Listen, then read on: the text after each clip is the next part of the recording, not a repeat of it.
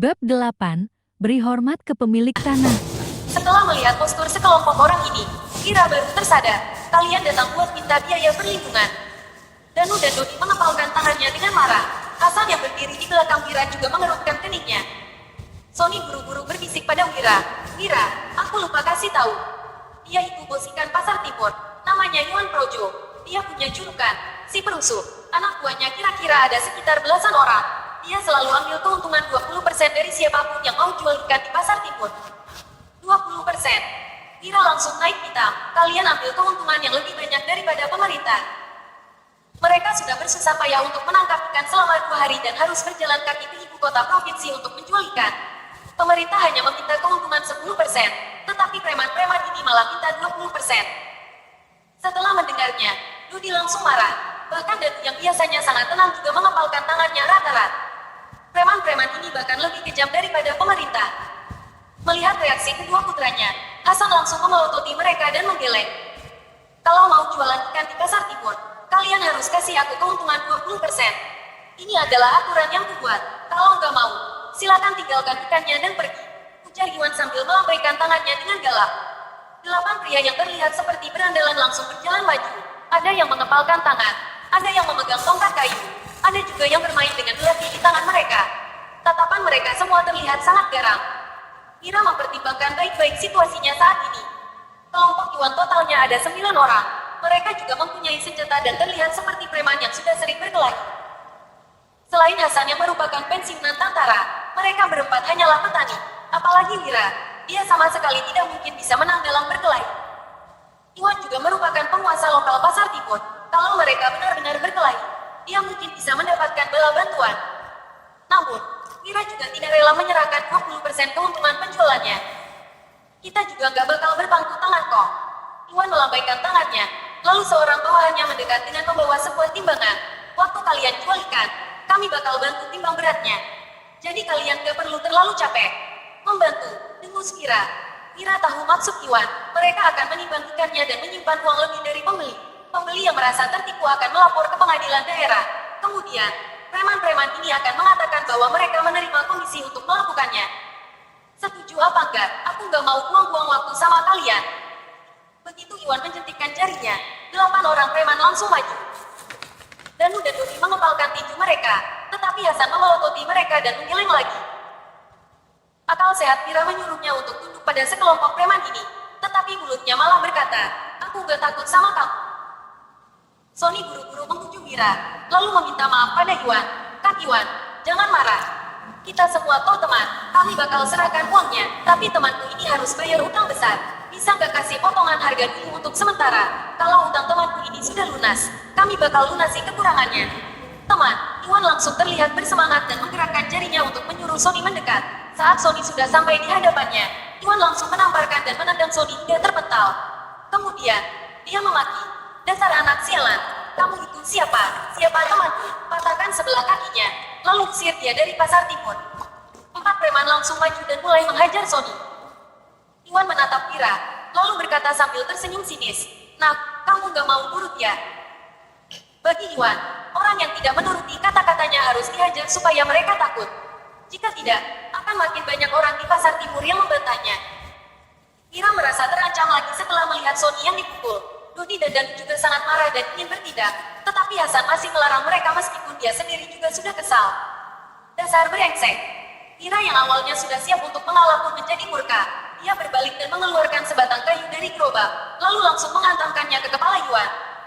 Dia juga menyerang keempat preman yang menghajar Sony sambil berteriak, "Paman Hasan, Danu, Dodi, cepat pergi lapor ke pihak berwajib." Wira rela membayar keuntungan 20%, tetapi dia tidak bisa terima Sony dihajar.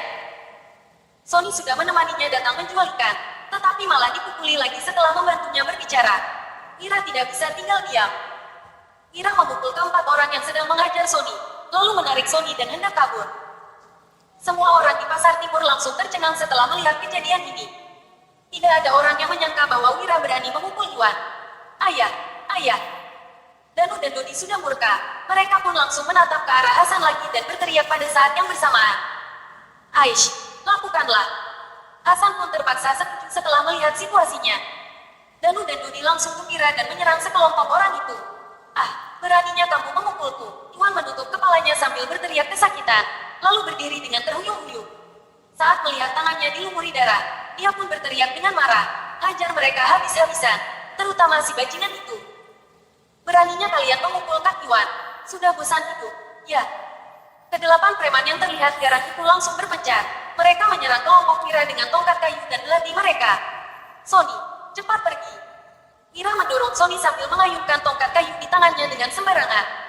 Enggak, aku nggak mau pergi. Meskipun Sony sudah ketakutan, dia tetap memberanikan diri untuk menghadap di depan Mira. Mau kabur? Jangan harap kalian bisa kabur. Patahkan tangan dan kaki mereka, teriak Iwan dengan kesal. Jika dia tidak memberi pelajaran pada kelima orang ini, tidak ada orang di pasar timur yang akan tunduk padanya lagi. Begitu kedelapan preman itu mau bertindak, Danu dan Dudi langsung menyerbu mereka. Danu menarik tangan Mira dan Sony, lalu langsung berlari keluar dari pengepungan para preman. Kedelapan orang itu pun langsung menyerang Dodi. Selama ada aku, Sabran Darmadi, kalian gak bakal bisa memukul Kak Mira. Dodi langsung berjongkok dan menyandung kaki para preman itu hingga jatuh. Begitu berdiri, mereka langsung ditinju Dodi lagi. Dalam sekejap, mereka semua langsung tersungkur di lantai sambil berteriak kesakitan. Tidak ada seorang pun yang bisa berdiri lagi. Dia berlatih bela diri. Iwan yang sudah menyaksikan aksi Dodi pun buru-buru kabur. Namun, sebelum dia sempat kabur jauh, Dodi sudah menendang punggungnya. Teriakan kesakitan Iwan pun menggema di seluruh pasar timur. Semua pedagang dan penduduk di pasar timur langsung tercengang. Mereka memandang Dodi dan mengingat nama Sabran Darmadi yang diteriakannya tadi. Dodi menyeret Iwan ke hadapan Mira, lalu berkata dengan bangga, "Kak Mira, sudah kubilang kalau aku jago berkelahi." Mira membatin, "Aku gak tahu kalau kamu bisa langsung lawan 10 orang sendirian. Kalau tahu kamu begitu hebat, buat apa tadi aku bersabar?" Gubrak. Setelah melemparkan Iwan ke hadapan Mira, Dodi berkata dengan santai, "Kak Mira, kamu mau gimana hukum orang ini? Aku sudah hantam dia sekali kok." Setelah itu, Mira menarik Sony dan berkata, "Sony, tadi dia sudah menamparkan dan menendangmu. Sekarang, giliranmu balas dendam." Nggak perlu. Meskipun Dodi memang kuat, Sony tetap tidak berani memukul preman besar itu. Setelah mendengar penolakan Sony, Mira berkata dengan serius, "Kita nggak cari masalah, tapi kita juga nggak takut dapat masalah. Kamu harus pukul dia balik supaya kelak dia nggak berani cari masalah sama kamu lagi. Kalau kamu sopan sama dia, dia pasti kira kamu takut sama dia dan bakal menindasmu lagi. Cepat pukul dia, kalau enggak, jangan ikut aku lagi." Para pedagang ikan yang sebelumnya sudah dirugikan pun tergerak hatinya. Baik. Setelah memikirkan tamparan dan tendangan yang diterimanya tadi, amarah Sony pun melonjak. Saat dia baru mengangkat tangannya, Iwan malah berkata dengan dingin, "Nah, kamu tahu aku siapa? Aku ini bawahan petugas patroli dari pengadilan daerah. Kalau kamu berani pukul aku, jangan harap kamu bisa keluar dari tempat ini." Setelah mendengar ucapan Iwan, amarah Sony langsung sirna. Dia pun menurunkan kembali tangannya. Namun, Mira berkata dengan serius, "Pukul saja, aku bakal lindungi kamu." Masalahnya sudah menjadi seperti ini. Meskipun Sony tidak memukulnya, Iwan juga tidak akan melepaskan mereka. Mereka harus membuat Iwan kehilangan wibawanya agar dia tidak bisa bertindak seenaknya lagi di pasar timur. Mira akan memikirkan konsekuensinya lagi nanti. Setelah melihat tatapan mata Mira yang tegas, Sony pun memberanikan diri untuk menamparkan dan menendang Iwan.